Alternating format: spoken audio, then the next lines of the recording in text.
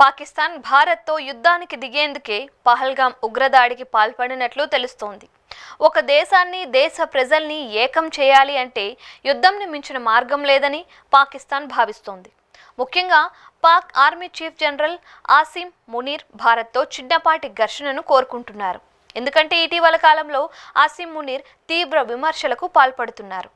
బెలూచిస్తాన్, ఖైబర్ పఖ్తూన్ఖ్వా ప్రావిన్స్లో పాకిస్తాన్ సైన్యాన్ని Baloch liberation army, Pak తాలిబాన్లు పచ్చడి చేస్తున్నారు. ఈ ప్రాంతంలో పాక్ సైన్యం పనిచేయడానికి కూడా భయపడుతున్నారు. ఆ ప్రాంతాలకు వెళ్తే తిరిగి వస్తామా లేదా అనే భయం పాక్ సైన్యం అధికారుల్లో ఉంది. గత నెలలో క్వెట్టా నుంచి పెషావర్ వెళ్తున్న జఫర్ ఎక్స్ప్రెస్ని BLA యోధులు హైజాక్ చేసి వందలాది మంది పాక్ ఆర్మీ, ISI సిబ్బందిని ఊచకోత కోశారు. అయితే ఈ ఊచకోతను పాక్ సైన్యం అడ్డుకోలేక నిస్సహాయ పరిస్థితిలో చూస్తూ ఉండిపోయింది. దీంతో సైన్యంలోని ఓ వర్గంలో తీవ్ర అసంతృప్తి నెలకొంది. ఆసిమ్ మునీర్ రాజీనామా చేయాలని సైన్యంలో పనిచేస్తున్న దిగువ స్థాయి అధికారులు లేఖ రూపంలో అల్టిమేటం విధించారు.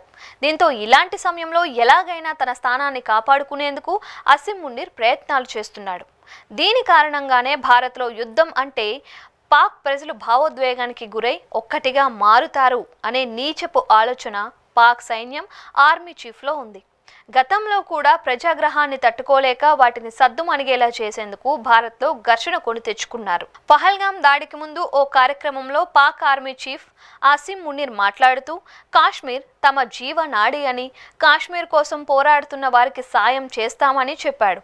పరోక్షంగా ఉగ్రవాదానికి మద్దతు ఇస్తామని చెప్పాడు. హిందూ, ముస్లిం కలిసి ఉండలేరని అన్నాడు.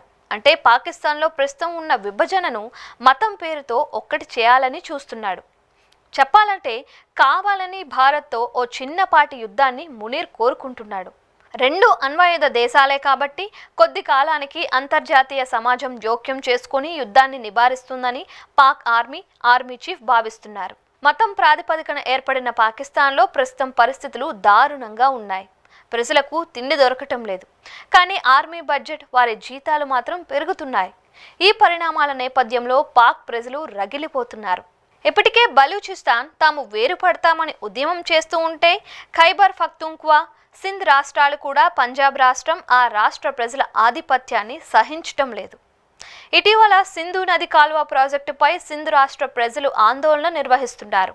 ఈ ప్రాజెక్టు ద్వారా తమ నీటిని పంజాబ్ కొల్లగొడుతోందని ఆరోపిస్తున్నారు.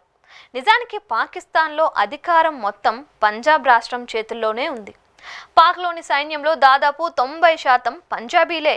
వీరు తమ స్వార్థం కోసం ఇతర రాష్ట్రాల ప్రయోజనాలను పణంగా పెడుతున్నారు అనేది బెలూచిస్తాన్, సింధ్, ఖైబర్ పఖ్తూన్ఖ్వా ప్రజల ఆరోపణ. ఇన్ని గొడవల నేపథ్యంలో పాక్ ఆర్మీ భారత్లో ఘర్షణ కోరుకుంటోంది.